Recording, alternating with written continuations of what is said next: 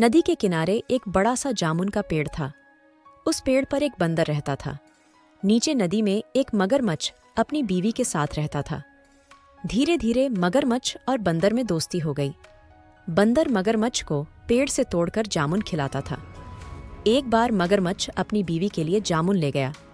जामुन खाने के बाद मगरमच्छ की बीवी ने सोचा कि जब जामुन इतने मीठे हैं तो इन जामुनों को रोज खाने वाले बंदर का कलेजा कितना मीठा होगा।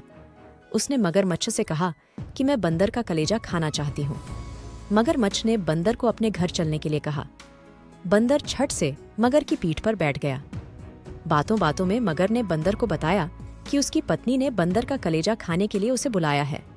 इस पर बंदर ने कहा कि दोस्त, ऐसी बात तो तुझे पहले ही बताना थी। हम बंदर अपना कलेजा पेड़ पर ही रखते हैं। अगर तुम्हें मेरा कलेजा खाना है तो मुझे वापस ले जाना होगा। मैं पेड़ से अपना कलेजा लेकर फिर तुम्हारी पीठ पर सवार हो जाऊंगा। हम वापस तुम्हारे घर चलेंगे।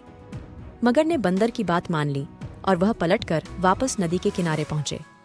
बंदर ने मगर से कहा कि वो अपना कलेजा लेकर वापस आ रहा है।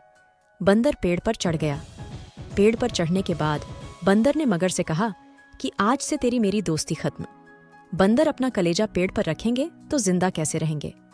कहानी से शिक्षा, जो हम पर विश्वास करे उसके साथ कभी भी किसी भी प्रकार से छल या धोखा नहीं देना चाहिए।